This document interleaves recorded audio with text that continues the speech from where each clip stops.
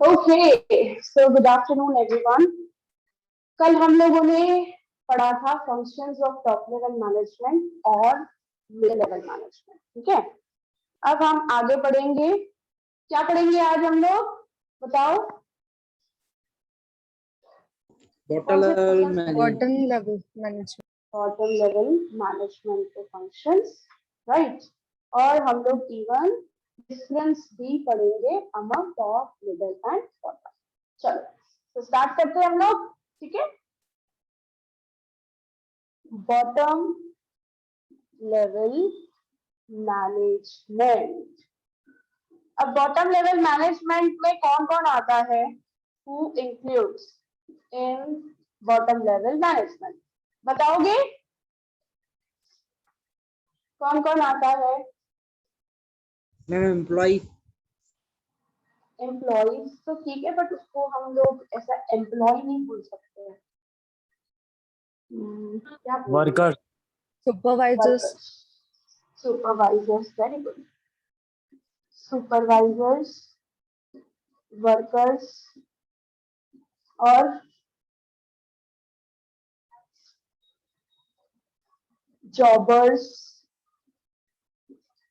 Salesman etcetera, clerks, ये सब। ठीक है, ओके। नेक्स्ट आ जाते हैं other name. Other name of bottom level, इसके ना बहुत सारे नाम है। इसको हम लोग ऑपरेशनल लेवल भी बोल सकते हैं, फिर हम लोग फंक्शनल लेवल भी बोल सकते हैं, और इवन हम लोग सुपरवाइजरी लेवल मैनेजमेंट। तीन तीन नाम है, ऑपरेशनल लेवल, फंक्शनल लेवल और सुपरवाइजरी लेवल ऑफ मैनेजमेंट। ठीक है, अभी यहाँ पे अथॉरिटी कैसी होती है, ज्यादा के कम? कम। बोलो, कम। सो हम लिखेंगे यहाँ पे least authority and more responsibility. ठीक है, ओके। अभी हम लोग आ जाते हैं बॉटम लेवल के फंक्शंस पे, बट पहले हम लोग बुक में से इंट्रोडक्शन पढ़ ले, क्या लिखा हुआ है। चलो, supervisors, jobbers, foremen are included at this level of management. This level of management is also known as bottom level or supervisor's level. Decisions and policies decided by top level management are actually implemented by this level. क्योंकि जो policies plans जो top level ने बनाए हैं वो actually implement कौन करता है? ये level, bottom level management. And therefore, this level of management is known as functional level or operational level of management. Supervisors working at this level are representatives of management. At this level, management functions are performed less, while administrative work is more. तो यहाँ पे management functions मतलब जैसे कि directing करना, planning करना, ऐसे सब काम नहीं होते। प्लान आउट किया जाता है, बट डेली रूटीन का जस्ट प्लान आउट किया जाता है। बट यहाँ पे क्या होता है, ज्यादा से ज्यादा एडमिन वर्क, मतलब लोग काम करते हैं यहाँ पे। और जो टॉप लेवल वाले जनरली होते हैं ना, वो क्या लेते हैं, पूरा का पूरा ब्रेन से काम करते हैं। बट ये लोग एक्चुअली उस प्लानिंग को, उस पॉलिसीज को, जो डिसीजंस लिए गए हैं उसको इम्प्लीमेंट करते हैं। तो यहाँ पे ना मैं एक और पॉइंट भी लिख सकती हूँ, actual implementation is done at this level. ठीक है, ये एक पॉइंट ऐड कर दी मैंने। ओके, चलो अभी फंक्शंस में सबसे पहला है to supervise functions of employ. सबसे पहला काम, to supervise functions of employ. मतलब एम्प्लॉय क्या काम कर रहा है उसके ऊपर नजर रखना, राइट, क्योंकि यहाँ पे सुपरवाइजर्स भी है, तो सुपरवाइजर्स का काम तो आएगा ना यहाँ पे। देखो कोई भी बिजनेस में जनरल भले बॉटम लेवल है, बट बॉटम लेवल में भी से फॉर एग्जाम्पल हजार हजार वर्कर्स होते हैं, तो हजार हजार वर्कर्स को क्या एक सुपरवाइजर खाली मैनेज करेगा? नहीं, ऐसा नहीं होता है। इसमें क्या किया जाता है, टीम बनाई जाती है, अलग अलग अलग अलग टीम। अब जैसे ये हजार वर्कर्स एक जैसा काम नहीं करेंगे भाई, इनमें से कुछ वर्कर्स भाई से फॉर एग्जांपल प्रोडक्शन का कोई पार्ट है भाई, प्रोसेस नंबर 3, उस प्रोसेस पे ध्यान देंगे, प्रोसेस 1 पे कुछ एम्प्लॉयज होंगे, प्रोसेस 2 पे कुछ एम्प्लॉयज होंगे, समझे? तो ऐसे बांटे जाते हैं और एक एक प्रोसेस का एक एक सुपरवाइजर, प्रोसेस 1 का एक सुपरवाइजर। अब जैसे for example Parle G biscuit बनाना हो, ठीक है, अब पार्ले जी बिस्किट के लिए रॉ मटेरियल मंगवाना पड़े, तो रॉ मटेरियल के लिए कुछ भाई चाहिए हमको, जो ऊपर तक फैक्ट्री तक ले भी तो आए ना, तो वो फैक्ट्री तक ले आएंगे, फिर सारा पूरा उसका पैकिंग वर्किंग ओपन करके, फिर जैसे फॉर एग्जांपल व्हीट, शुगर, ऐसे सब जो अपने को रॉ मटेरियल्स चाहिए, वो क्या करेंगे, बड़ा सा ऐसे कंटेनर होगा, उसमें सारा व्हीट ये सब चीजें डालेंगे, घी और ऐसा whatever the raw material is actually needed, तो उस पे कुछ वर्कर्स खड़े होंगे, फिर आगे पूरा वो मशीन के अंदर घूमेगा, पूरा रेडी होगा उसका पूरा अंदर से, फिर आगे आगे जाकर फिर दूसरे लोग खड़े होंगे भाई, अलग अलग शेप्स में रेडी करना है, तो शेप्स में रेडी होगा, तो डिफरेंट डिफरेंट भाई जगह पे वर्कर्स को खड़ा करना पड़ेगा, और फिर भाई जैसे ही पूरा बेक होके बिस्किट पूरा बाहर निकला, तो वहां पे लोग खड़े होंगे, वहां पे वर्कर्स खड़े होंगे, क्योंकि आपको पता है ये सब जो प्रोडक्शन होता है वो 24/7 होता है। ऐसा नहीं है कि 1 मिनट भी मशीन बंद रहे, कंटिन्यूअस प्रोसेस चालू होता है, और लोगों की ड्यूटीज क्या होती है, चेंज होती रहती है, क्योंकि यहाँ पे फॉर एग्जांपल अगर मैं 1000 वर्कर्स बोलती हूँ, तो जरूरी नहीं है 1000 वर्कर्स की सेम टाइम पे ही ड्यूटी होगी, कुछ वर्कर्स की भाई मॉर्निंग 7 to 2 o'clock तक होगी, फिर 2 o'clock से फॉर एग्जाम्पल रात के 9 बजे तक होगी, फिर 9 बजे से लेकर सुबह के 7 बजे तक, या 10 बजे से लेकर सुबह 7 बजे तक होगी, तो ऐसे 3 शिफ्ट्स में ड्यूटी चलती है अलग अलग अलग अलग वर्कर्स की प्रोडक्शन के टाइम पे। तो चाहे कोई भी फैक्ट्री हो, हर एक फैक्ट्री पे ऐसे क्योंकि कंटिन्यूस अगर प्रोडक्शन करना है, क्योंकि जो भी आप देख लो डेली एसेंशियल वाली जो भी आइटम्स होती है ना, मिल्क, बटर, बिस्किट्स, ऐसी सब चीजों का प्रोडक्शन है ना, कंटिन्यूस बेसिस पे होता है। चिप्स जैसे बालाजी कंपनी है, लेस कंपनी है, ब्रिटानियर है, फिर वो सेव ममरे का है, फिर रवि आप देखते हो उसके प्राइम्स एंड ऑल, ऐसे सबका प्रोडक्शन कंटिन्यूस चलता है 24/7, तो कंटिन्यूअसली भाई एक वर्कर थोड़ी बात पूरे 24 के 24 घंटे काम करेगा, तो इस वजह से डिफरेंट डिफरेंट शिफ्ट्स होती है, डिफरेंट डिफरेंट शिफ्ट्स में लोग आते हैं, अपनी पोजीशंस लेते हैं, क्योंकि हर किसी का सेम काम नहीं होता है। तो यहाँ पे सुपरवाइजर भी भाई प्रोसेस 1 का एक सुपरवाइजर, प्रोसेस 2 का दूसरा सुपरवाइजर, प्रोसेस 3 का तीसरा सुपरवाइजर, तो ऐसे वर्क होता है फैक्ट्री में भी, समझे? तो इस वजह से भाई जो एम्प्लॉयज है, जो वर्कर्स है, वो किस तरीके से काम कर रहे हैं उसके ऊपर नजर रखना, क्या वो प्रॉपर तरीके से काम कर रहे हैं, एफिशिएंट तरीके से काम कर रहे हैं, समझे? नहीं किसी का भाई कोई काम नहीं कर रहा है तो क्यों नहीं कर रहा है भाई, वो सब चीजें जानना है उसको, ठीक है? तो ये काम यहाँ पे आ जाता है। आपने कभी फैक्ट्री विजिट की है, आप में से किसी ने भी, एनीवन? हाँ मैम, हाँ मैम। की है, कौन सी फैक्ट्री विजिट किया आपने? एक नमकीन और एक अमूल। अच्छा, ओके, नमकीन, कौन सा नमकीन, उसका नाम कुछ आपको याद होगा? मैम वो तो ढंग से याद नहीं है, उसका नाम नहीं, और उसका नाम पता अमूल? नहीं, कोई न्यू ब्रांड थी वो। अच्छा, ओके ओके, कोई नहीं। और अमूल आपने यहाँ पे के आनंद में? यहाँ वाली। अच्छा, यहाँ वाली, तो यहाँ वाली पे कौन से प्रोडक्ट बनते हैं बताओगे, मदर डेयरी के? यहाँ वाली में आइसक्रीम की देखी थी, मिल्क और मिल्क पाउडर और अच्छा, बटर भी। बस इतनी चीजें, बटर और चीज और ये सब, चीज पनीर, चीज ये सब यहाँ पे चीजें नहीं भी थी, बनती? यहाँ पे नहीं था। चीज का। Okay okay. सो जनरली यहाँ पे मोस्टली आइसक्रीम बनती है, राइट? आइसक्रीम का थोड़ा अच्छे लेवल पर प्रोडक्शन होता है। हाँ, और आइसक्रीम, बटर, मैं मिल्क आपको बता, पाउडर और मिल्क। Okay okay fine. और आपने देखा होगा कि जो बटर आता है मिल्क में से, वो पहले व्हाइट बटर आता है ना? पहले वो कार्टन पैकिंग होता होगा पूरा व्हाइट बटर। Yes ma'am. उसके बाद एक प्रोसेस होता है जो अलग, भाई इतने इतने वो 100 ग्राम के जो बटर के पैक्स आते हैं, या बड़ा वाला भाई 200 ग्राम का उसका जो प्लास्टिक में पैक करके आता है बटर, तो उनका अलग अलग प्रोसेस होता है। पर पहले जो रेडी होता है ना, वो एज अ व्हाइट बटर जो होता है, और उसी व्हाइट बटर में से घी भी निकलता है अमूल का। तो काफी, क्योंकि देखो दो चीजें हो सकती है ना भाई, इस व्हाइट बटर में अगर हम लोग सॉल्ट मिक्स कर दे तो बटर हो जाएगा जो हम लोग यूज करते हैं अमूल का, और उसकी अलग अलग फैक्ट्रीज वगैरह होती है।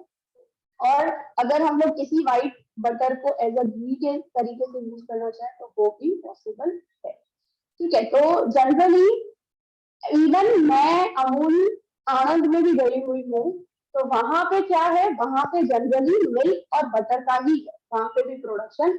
बट वहां पे बहुत बड़े लेवल पर मिल्क का प्रोडक्शन होता है, क्योंकि आपको पता है कि गांव से मिल्क आता है सुबह सुबह, और फिर वो पूरा का पूरा बड़े, इतने बड़े टन्स ऑफ कंटेनर्स के इतना बड़ा प्लांट लगा हुआ है, 3 से 4, और उसमें मिल्क उतरता है, और फिर उसको हीटर, पेस्चराइज, ऐसी सब चीजें होती है, और फिर धीरे धीरे उसका पूरा पैकिंग का प्रोसेस। और इवन बटर का भी वहां पे प्लांट है आनंद में। और आनंद से ही थोड़े से डिस्टेंस में ही अमूल की चॉकलेट फैक्ट्री भी है। और आप लोग कभी, अगर आपको मौका मिले ऐसे फैक्ट्री विजिट्स का, तो चॉकलेट फैक्ट्री पे और जो भी एफएमसीजीज वाले गुड्स होते हैं ना, वहां पर आप देखना, आपको ना टच नहीं करने देंगे वो कोई भी चीज को, कोई भी बाहर का आएगा ना उसको टच नहीं करने देंगे, क्योंकि खाने पीने की चीजों में ना बहुत क्लीनलीनेस रखनी पड़ती है, बहुत हद से ज्यादा। और चॉकलेट फैक्ट्री भी कैसा है उसका, चॉकलेट फैक्ट्री के साथ साथ में उसके पास में ही उसका बेकरी भी वही है। जैसे फॉर एग्जांपल उसके अमूल के जो बिस्किट्स वगैरह आते करते हैं। और इवन अमूल पल्सेस का सप्लाई भी करता है। पल्सेस का आपने कभी सुना था ये चीज? अमूल जो चॉकलेट फैक्ट्री है ना सबसे बड़ी वाली, उस चॉकलेट फैक्ट्री के इस साइड बेकरी का पूरा फैक्ट्री का प्लांट लगा हुआ है, और दूसरे साइड उसका पल्सेस और ऐसे सब चीजों रिलेटेड लगा हुआ है। तो बड़े लेवल पर प्रोडक्शन होता है। और चॉकलेट फैक्ट्री में मैं देखकर आई थी, माय गॉड, इतनी क्लीनलीनेस। और पूरा उन्होंने दिखाया था रॉ मटेरियल किस तरीके से, भाई वो कोकोआ करके एक रॉ मटेरियल आता है जिससे चॉकलेट बनता है, वो बहुत कड़वा होता है, उसमें फिर शुगर्स और ऐसी सब चीजें ऐड की जाती है, और फिर डिफरेंट डिफरेंट भाई अपने को जो बनाना होता है, तो डार्क चॉकलेट, व्हाइट चॉकलेट और मिल्क चॉकलेट, ऐसे डिफरेंट डिफरेंट बना सकते हैं हम लोग। तो वो इंग्रेडिएंट्स के ऊपर बेसिस करता है। पहले चॉकलेट चिप्स बनती है, क्योंकि वो चॉकलेट चिप्स डायरेक्टली फैक्ट्री में जाती है, ये बेकरी वाले में, क्योंकि जो भी बिस्किट्स होते हैं वो चॉकलेट चिप्स उसके अंदर चाहिए, तो वो अमूल की चॉकलेट चिप्स यूज करते हैं। प्लस वो चोकोमेको, आपने देखा होगा अमूल के जो छोटे छोटे वाले चॉकलेट्स आते हैं, उसका भी प्रोडक्शन वहीं पे होता है। तो वहां पे बहुत हद से ज्यादा क्लीनलीनेस रखनी पड़ती है, इतना क्लीन, इतना नीट एंड क्लीन होता है ना, क्योंकि पूरा खाने पीने की चीज है ना। ठीक है, तो कभी आप ट्राई करना, आपको अगर फैक्ट्री विजिट्स मिले, या अगर आप अभी फैक्ट्री विजिट्स पे नहीं जाते हो, so there are lot of videos on YouTube. YouTube पे इतनी सारी प्रोडक्शन रिलेटेड वीडियोस है, तो उसको देखो, एक दो बार देखोगे ना तो आपको पता चलेगा कि काम कैसे होता है फैक्ट्रीज पे, समझे? क्योंकि आपने कभी देखा नहीं है, एक्सपीरियंस नहीं किया है। तो ये जो मैनेजमेंट हम लोग सिखाते हैं, तो इसी वजह से, क्योंकि देखो लास्ट ईयर तक तो मैं खुद भी स्टूडेंट्स को एज अ फैक्ट्री विजिट के लिए लेकर जाती थी। बट अभी तो कोरोना हो गया है, तो अभी तो परमिशन ही नहीं मिलेगी बिल्कुल भी। पहले फिर भी क्या पहचान थी एक दो फैक्ट्रीज में, जैसे पार्ले है या अमूल इधर मदर डेयरी है, तो ऐसे सब जगह पे पहचान थी मेरी भी। तो चलो भाई परमिशन मिल जाती थी, लेकिन अब तो पॉसिबिलिटी नहीं है कि वो उनको आने भी है। हाँ, तो आप लोग इस वजह से थोड़ा यूट्यूब पे इस प्रोडक्शंस और ऐसे सब चीजें देखा करो।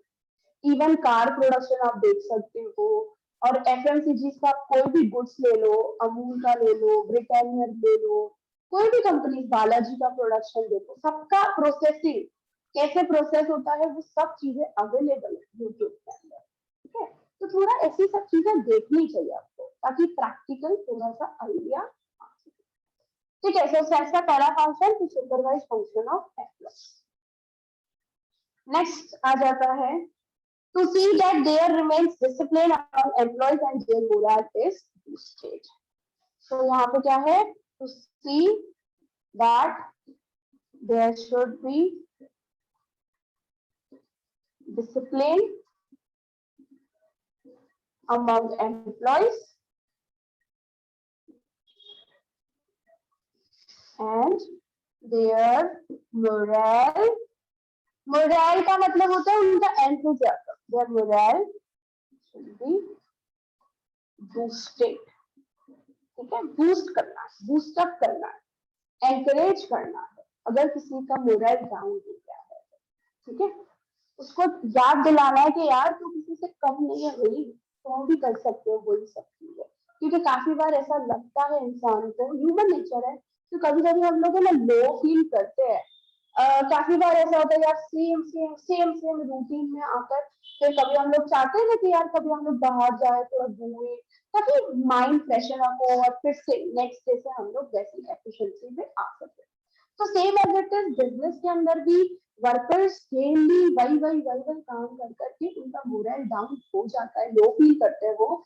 तो it is a responsibility of bottom level कि वो देखे कि किसका मोरल डाउन हुआ है और उसके बेसिस पे वो एनालिसिस करे और उनका भाई उनको कितने भाई 1-2 दिन की छुट्टी देनी है या क्या करना है, ऐसा सब करना चाहिए समझे, ताकि उनका हमेशा भाई जो भी वो काम कर रहे हैं ना वो अच्छे तरीके से करें।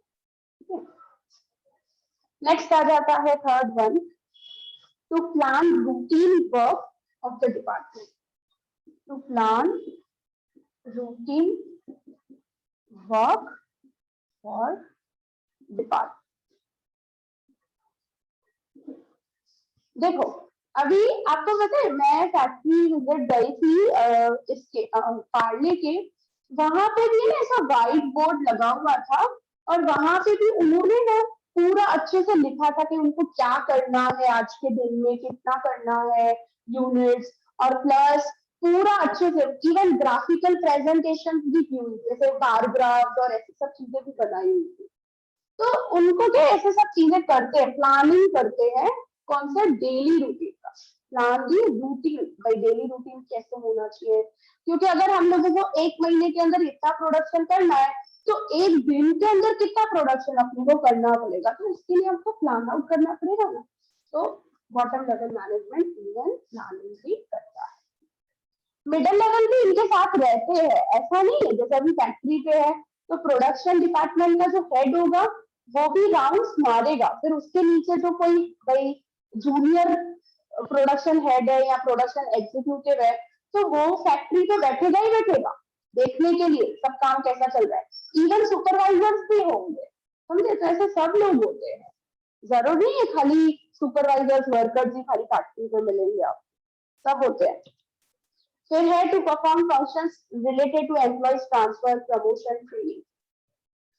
सो यहाँ पे है to do functions related to transfer promotion training etcetera. So employees को ट्रांसफर करना हो, एम्प्लॉइज को प्रमोट करना हो, यू नो ट्रांसफर मतलब एक जगह से दूसरी जगह पे, the same work is same actually, but यहाँ पे ज्यादा एम्प्लॉइज है वहां पे कमी हो गई एम्प्लॉइज की तो ट्रांसफर कर दी एक जगह से दूसरी जगह। प्रमोट करना मीन्स हायर लेवल पर प्रमोट पोजीशंस उनको प्रोवाइड करना, प्लस उनकी सैलरी स्केल भी बढ़ जाती है प्रमोशन में।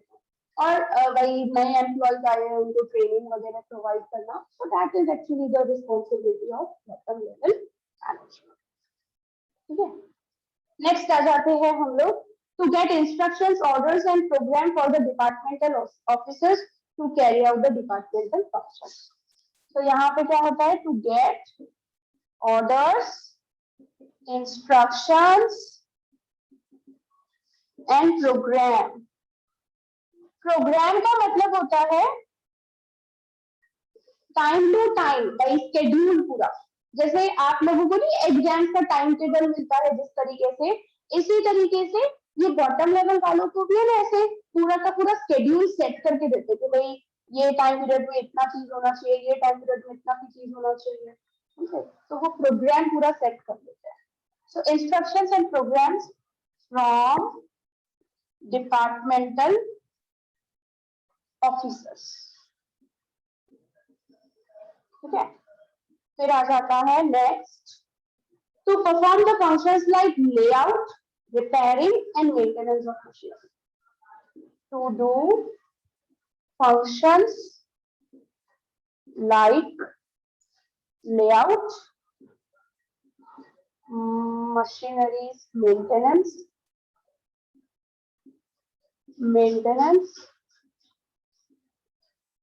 repairing, etc. लेआउट का मतलब होता है डिजाइनिंग, भाई मशीन की कैसे डिजाइन होगी। जैसे आप लोगों ने देखा होगा कि मशीन की डिजाइन है ना ऐसे जाती है, भाई यहाँ से प्रोडक्ट रॉ मटेरियल हम लोग डालेंगे और फिर यहाँ से धीरे धीरे करके फिर अलग जगह पे जाएगा और फिर इस तरीके से ऐसे होगा, ऐसे यू शेप में। काफी बार ऐसा डिजाइन मशीनरी का जो डिजाइन किया हुआ होता है ना वो इस तरीके से होता है, या तो ऐसे ओ शेप में भी होता है, या तो फिर कभी कभार कोई कंपनी में ऐसे एल शेप में भी होता है, भाई इधर ऊपर से रॉ मटेरियल आएगा धीरे धीरे धीरे धीरे नीचे और फिर इस तरीके से जाएगा, ऐसे एल शेप में भी होती है डिजाइन मशीनरी की। तो वो डिपेंड करता है कि उनका किस तरीके से प्रोडक्शन करना है, तो उस बेसिस पे अल्फाबेटिकल भी डिजाइनिंग लेआउट हो सकता है मशीनरीज का, समझे। प्लस यहाँ पे देखो दूसरा क्या लिखा है, मशीन को मेंटेन करना, क्योंकि उसका ऑयलिंग और ऐसी सब चीजें कंटिन्यूसली मेंटेन करना, 24 घंटे प्रोडक्शन चालू होगा तो मशीन भी तो थकेगी ना, उसको मेंटेन करने की भी जरूरत है ना। आज अपने बॉडी को हम लोग मेंटेन नहीं करते, अपने बॉडी के अंदर भी हम लोगों को खाना चाहिए टाइम से, सब चीजें चाहिए, इसी तरीके से मशीन को भी चाहिए सब चीजें, प्रॉपर ऑयलिंग। और ये गाड़ी देख लो, गाड़ी भी तो यही है, मशीन ही है। फिर हम लोग भाई time by time petrol diesel oiling करवाना, सर्विसेज देना, ऐसी सब चीजें करते हैं ना, तो बस मशीनरीज में भी ये सब चीजें होती है, भाई कुछ भी खराबी हो गई तो उसको रिपेयर करवाना, ये सब चलता रहता है, समझे। तो that is also the work of bottom level management. ठीक है, तो ये फंक्शंस हुए 6, आपके टोटल है 10। अभी हम लोग बाकी के 4 पढ़ लेते हैं फटाफट।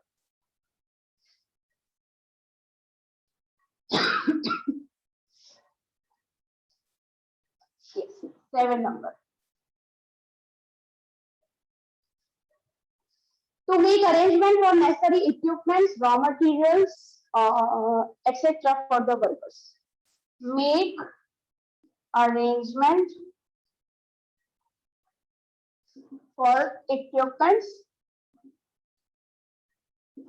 and raw materials, etc. for workers. अब देखो यहाँ पे चीज है, पहले वो वाली जो पॉइंट है ना रिपेयरिंग वाली, अब मैं आपको ये बताती हूँ कि रिपेयरिंग करने के लिए जैसे हमारी गाड़ी कुछ भी हो जाती है, खराब हो जाती है, तो हम लोग जाते हैं ना उसके पास, लेकिन कंपनीज में क्या होता है आपको पता है, रिपेयर करने वाला जो भी इंजीनियर ये वो चाहिए होता है हम लोगों को मशीन रिलेटेड, उसको पहले से अपॉइंट करके रखते हैं भाई, कुछ भी होगा ना तेरे को फट करके भाई बुला देने का जस्ट और आजा, ऐसे फोन करने थोड़ी बैठेंगे हम लोग। उधर ही रिपेयर मेंटेनेंस वाले जो भी पर्सन होंगे ना कंपनी के अंदर फैक्ट्री के अंदर, उनको रिक्रूट करके ही रखेंगे हम लोग, समझे। तो ऐसा होता है। प्लस यहाँ पे दूसरी बात है 7th point, arrangement for the equipments and raw material. देखो रॉ मटेरियल एडवांस में ही सब कुछ मंगवा के रखना, क्योंकि 24/7 प्रोडक्शन होता है। तो अभी अगर रॉ मटेरियल खत्म हो गया और फिर हमको याद आ रहा है कि अभी रॉ मटेरियल तो है नहीं, फिर प्रोडक्शन कैसे करेंगे? स्टॉप नहीं होना है प्रोडक्शन का, कंटिन्यूस होना चाहिए। So it is a responsibility of production manager to see कि भाई रॉ मटेरियल कैसा चल रहा है, कितना चाहिए, और टाइम बाय टाइम जो सुपरवाइजर है उसको देखना है कि रॉ मटेरियल कितना पड़ा है, अपने को कितना चाहिए, कितने टाइम के लिए चलेगा। सब चीजें एडवांस में ही करके रखनी है। ऐसा नहीं है कि खत्म हो गया और फिर लेकर आओ भाई, हाँ भाई खत्म हो गया हम अभी बाजू में से लेकर आते हैं, ऐसा थोड़ी होता है। क्योंकि आप सोचो जो रॉ मटेरियल जिस कंपनी का चाहिए होता है, अब सिंपल एग्जांपल में एक सिंपल एग्जांपल आप लोगों को बताती हूँ। पार्ले जी बिस्किट में जो कंपनी की शुगर, जिस तरीके की शुगर हम लोग यूज कर रहे हैं वही शुगर चाहिए। अगर हमने उस शुगर को किसी और कंपनी से खरीदा, उस शुगर की साइज भाई छोटी और मोटी ऐसे अलग अलग तरीकों की शुगर आती है, तो हम लोग कैसे यूज करते कंपनी के अंदर वही सेम टू सेम स्वीटनेस उसकी होनी चाहिए और सेम टू सेम शुगर होनी चाहिए। उसका इंतजाम पहले से ही कंपनी करके रखेगी। अगर उसने इंतजाम नहीं किया और अगर शुगर में थोड़ा सा भी चेंज आया तो पार्ले जी बिस्किट की टेस्ट चेंज हो जाएगी और कस्टमर को 1 सेकंड में पता चल जाएगा कि ये बिस्किट पहले अलग था अभी अलग है। आप हमेशा पार्ले जी खाते हो या मोनाको खाते हो या 50-50 खाते हो, जितने ओरियो बिस्किट खाते हो, इतने सारे बिस्किट हाइड एंड सीक खाते हो, तो कभी आपको टेस्ट चेंज मिली है? मेरे को बताओ, क्या आपको लगता है कि हाँ भाई टेस्ट चेंज हो रही है? बोलो, आप लोगों ने तो टेस्ट किए ना सब बिस्किट्स, क्या टेस्ट चेंज होती है कभी भी? यस और नो? नो। तो ये सब चीजों की पहले से ही प्रिपरेशन करके रखनी होती है हम लोगों को एडवांस में ही। जैसा रॉ मटेरियल हम लोग यूज कर रहे हैं वैसा ही रॉ मटेरियल होना चाहिए। ये सप्लायर्स के साथ डीलिंग होती है। आप बालाजी वेफर्स देख लो, अभी आलू तो आप सोचो, आलू कभी मीठे आते हैं, कभी फीके आते हैं, कभी कुछ होते हैं, तो क्या बालाजी वेफर में आपने कभी टेस्ट चेंज देखी है? ऐसी सब चीजें ना कंपनीज के लिए नहीं होती है, वो लोग एडवांस में सब कुछ स्टॉक और ऐसी सब चीजें, भाई जो पहले वो आलू जिस तरीके का यूज कर रहे हैं वही यूज करना ही पड़ेगा उनको। नहीं तो बालाजी वेफर भाई मीठे आलू यूज कर रहे हैं और मीठी मीठी बालाजी वेफर लगेगा। आपने तो देखा होगा ना घर में, इवन भाई काफी बार जो आलू आते हैं तो काफी बार वो मीठे मीठे लगते हैं क्योंकि सीजन वाइज चेंज होती है भाई टेस्ट आलू की, बट उन लोगों को मेंटेन करना पड़ता है हर चीज को। तो जो भी स्टॉक चाहिए होता है और इवन इक्विपमेंट्स, भाई मशीनरी खराब हो रही है, ब्रेक डाउन हो रही है, 1 साल पहले ही प्लानिंग शुरू हो जाएगी उसके रिलेटेड और बॉटम लेवल को बता देना है भाई हमको ये चीजें चाहिए पहले से, समझे? तो ये सब बताएगा, अरेंजमेंट होगी तो ही तो कंटिन्यूटी मेंटेन होगी बिजनेस के अंदर, अदरवाइज कैसे मेंटेन होगी? ठीक है, चलो नेक्स्ट आ जाते हैं हम लोग point, to solve the genuine problem of workers. To solve genuine problem of workers. तो जो भी जेन्युइन प्रॉब्लम्स होगी यार कि ना मेरे घर पे कोई वर्कर बोलेगा मेरे घर पे सिचुएशन ऐसी है मैं नहीं आ सकूंगा, तो भाई कोई भी प्रॉब्लम है या उसका कुछ फाइनेंशियल इश्यू आ रहा है या कोई भी ऐसा जेन्युइन लगेगी ना प्रॉब्लम, भाई मेरी सैलरीज बढ़ाओ, क्योंकि वर्कर्स का ये सब चीजें चलता रहता है। तो हम लोगों को यहाँ पे बॉटम लेवल वालों को ये सब चीजें देखनी होती है कि कोई भी अगर प्रॉब्लम हुई है वर्कर को, अगर वो जेन्युइन है तो उसको सॉल्व करने की कोशिश करनी है। ठीक है, next, to implement decisions and policies decided by top level management. फिर से वही चीज बताई है जो पहले ऊपर हम लोगों ने लिखी ना, बार बार एक ही चीज को रिपीट किया है, to implement implement the policies and decisions taken by top level management, TLM. Okay, and the last point, to forward reports of various activities taking place at the bottom level. To forward reports, क्योंकि अब क्या काम हुआ, एक week में कितना काम हुआ, एक महीने में कितना काम हुआ, ऐसे सब रिपोर्ट्स अपने को फॉरवर्ड करनी पड़ती है। प्लस मैं आपको बताऊं, रिपोर्ट्स के साथ साथ में कोई सजेशंस देना हो तो सजेशंस भी हम लोग फॉरवर्ड कर सकते हैं। कोई कंप्लेन हो, वो कंप्लेन भी हम लोग फॉरवर्ड कर सकते हैं। किसको? To middle level management, and this middle level management transfer this to top level management. तो ऐसे फ्लो जाता है ना, भाई रिपोर्ट हो, सजेशन हो, कंप्लेन हो, पहले हम मिडिल लेवल को बताएं, मिडिल लेवल से अगर सॉर्ट आउट होता है, कुछ भी होता है, रिपोर्ट तो चलो टॉप लेवल तक जानी चाहिए, बट एक एक महीने की थोड़ी जाएगी टॉप लेवल के बाद। हाँ, पूरा पूरा ओवरऑल जाता है, समझे, एक एक दिन की, दो दो 5 दिन की, भाई हफ्ते की, ऐसे थोड़ी जाएगी रिपोर्ट। भाई पूरा सिस्टमेटिकली क्वार्टरली बेसिस पे, 6 मंथली बेसिस पे तब जाएगी। तो मिडिल लेवल मैनेजमेंट वालों का काम है डेली डेली रिपोर्ट कलेक्ट करना बॉटम लेवल से, और फिर मंथली कन्वर्ट करना, क्वार्टरली कन्वर्ट करना, 6 मंथली कन्वर्ट करना, ये सब काम मिडिल लेवल वालों का, और फिर टॉप लेवल के पास। समझे? ठीक है, समझ में आ गया एवरीवन ऑल फंक्शंस? तो यहाँ पे लास्ट एक पॉइंट लिखिए, bottom level of management, though is a lower level of management, still it is very important. Successful performance by this level of management leads to achievement of objectives which provide support to the entire business. अगर ये level management सही तरीके से काम करेगा तो ही success हो पाएगी, और तो ही हम लोग बिजनेस ऑब्जेक्टिव्स अचीव कर पाएंगे। क्योंकि टॉप लेवल जितनी भी अच्छे से प्लानिंग कर ले, मिडिल लेवल जितने भी अच्छे से भाई डायरेक्टिंग करे, मैनेजमेंट करे, बट अगर बॉटम लेवल सही तरीके से काम कर रहा है तो ही पॉसिबिलिटी है, क्योंकि एक्चुअल इम्प्लीमेंटेशन, एक्चुअल वर्क जो परफॉर्म किया जाता है वो बॉटम लेवल पे किया जाता है।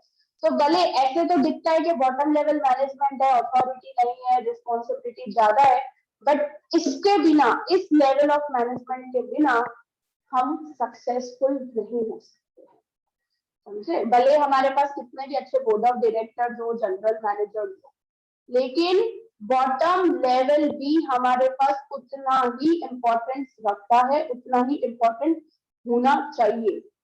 वर्कर्स एंड ऑल को ट्रेनिंग एंड ऑल इतनी सुपर प्रोवाइड करनी चाहिए, और वो लोग इतने एफिशिएंट तरीके से काम करनी चाहिए ना, तो ही पॉसिबिलिटी है कि बिजनेस के गोल्स, बिजनेस के टारगेट्स अचीव हो सके। ठीक है, क्लियर एवरीवन?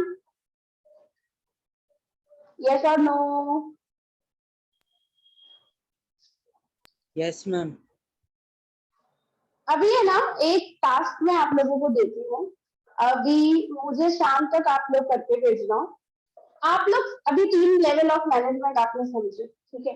अभी without seeing in a book मुझे तीनों का क्या क्या डिफरेंस हो सकता है, आपसे जितनी पॉइंट्स हो, आपसे 3 पॉइंट्स होती है, आपसे 5 पॉइंट्स होती है, आपसे 6 पॉइंट्स होती है, बट ट्राई, आप खुद ट्राई करो सबसे पहले, उसके बाद हम लोग बुक के अंदर से पढ़ेंगे और हम लोग समझेंगे। मैं क्या चाहती हूँ, क्योंकि देखो, आप खुद ट्राई करने की कोशिश करोगे ना तो आपको पता चलेगा कि आपको कितना आ रहा है समझ में, ठीक है? क्योंकि देखो, बुक में से पढ़ लेना that is actually not enough मेरे हिसाब से। तो आप क्या करोगे, आज ट्राई करोगे तीनों लेवल्स को आप डिफरेंशिएट कैसे करते हो, आप मुझे भेजना, और जिसका भाई मेरे को लगेगा तो हम वो वाली पॉइंट्स को भी कवर करेंगे। काफी बार ऐसा होता है कि हमारे दिमाग में कोई चीज आती है लेकिन टेक्स्ट बुक में नहीं लिखी हुई होती है, तो हम कंसीडर कर सकते हैं उसको। Okay, so this is your homework. आज का होमवर्क यही आपका, क्या तो एक तो बॉटम लेवल वाला कंप्लीट करना है, और दूसरा try to write difference between among top, middle and, ठीक है? लिखोगे ना एवरीवन? yes, ओके, ऐसे लिखो, दिमाग खुद का खुलेगा, खुद क्रिएटिव होंगे हम लोग, और आंसर लर्न करने की जरूरत नहीं पड़ेगी अपने, समझा और लिखा, ठीक है? यस राधे वैभवी, आपका मेरे को यस यस है। मैम। हाँ, और होमवर्क मुझे चाहिए, वैभवी तो मुझे भेजती है अच्छे से होमवर्क टाइम टू टाइम, चिराग भी मुझे सेंड करता है, राधे आपका होमवर्क अभी तक मेरे को रिसीव नहीं हुआ है, तो मैम प्लीज व्हाट्सएप देखो। करना होता है? ऑफ कोर्स, तो मुझे कैसे पता चले कि आपने होमवर्क किया है कि नहीं किया है? मैम मैंने किया है होमवर्क। वो हाँ तो आपने मुझे स्टार्टिंग में शेयर बोला कर था दो। ना, आपने लिख के जी भेजा जी था जी, ना कि वो करना, तो हाँ मैंने हाँ कर हाँ, दिया। अच्छा, हाँ तो आपने वो वीडियो सुनी अच्छे से? वो एक देखी थी आपने स्टार्टिंग में जो भेजी थी ना। हाँ हाँ हाँ, जी जी जी, ओके। सो देखो, होमवर्क लिखोगे ना वो पीडीएफ या फिर जैसे भाई एक दो पेजेस में होते हैं, तो आप इवन फोटो खींच के भी मुझे सेंड कर सकते हो, ताकि मुझे पता चले, क्योंकि देखो मुझे कहाँ पे आप मिस्टेक कर रहे हो, होमवर्क करने के टाइम पर भी काफी बार क्या होता है हम लोग मिस्टेक करते हैं, तो मैं आपको बताऊंगी कि यार इसके अंदर ये चीज आनी चाहिए, समझे? और नोट्स तो चलो मैंने शेयर किए हैं, या आपको अगर फिजिकल नोट्स भी चाहिए मेरे से, तो आप क्लासेस से कलेक्ट कर सकते हो चैप्टर 1 के नोट्स, समझे? तो मेन चीज है मुझे सेंड करो, तो मुझे पता चले, नहीं तो मेरे को कैसे पता चलेगा यार, ठीक है? तो अभी नेक्स्ट टाइम से ध्यान रखेंगे हम। और शाम तक शाम के 5-6 बजे तक मेरे को आप लोगों का ये होमवर्क आ जाना चाहिए, देखूं मैं क्या, कहाँ पे क्या चीज आपने लिखी है, किस तरीके से लिखी है, ठीक है? तो कल अपने ना, कल आपका 1 बजे वैसे इंग्लिश का लेक्चर है, बट मैं आप लोगों का 12 बजे लूंगी ओसी का लेक्चर। वैसे मैंने आपको बताया था वेडनेसडे और सैटरडे मेरा नहीं होता है लेक्चर थियोरी का, इंग्लिश का ही होता है लेक्चर, बट मैं आप लोगों का थोड़ा सा कोर्स में थोड़ा फास्ट चलाऊं, ताकि आप थोड़ा सा फर्स्ट जो बैच है हमारी उसके साथ थोड़ा सा आने की कोशिश करें हम लोग, तो क्या है उसमें भी बहुत सारे जने हैं, तो ऐसे साथ साथ मिलेंगे ना तो मजा आएगा, क्योंकि उधर डिस्कशन बहुत होती है, बहुत सारे जने हैं ना, तो उनके डाउट्स और ऐसी सब चीजें बहुत होती है, ताकि आप लोग भी वही कोई चैप्टर उनके साथ हम लोग पढ़े ना क्या। अभी तो चलो फर्स्ट चैप्टर थोड़ा लेंदी है, अभी तो काफी बाकी है बहुत सारा, ठीक है? तो आज मैं इतना ही रखती हूँ, बाकी का मैं लूंगी कल। पहले होमवर्क आएगा, उसके बाद में डिफरेंस बिटवीन, होमवर्क नहीं आएगा ना मैं लेक्चर ही नहीं लूंगी, सोच के चलना। चलो, so that's it about today. Thank you everyone. Have a nice day. Bye bye.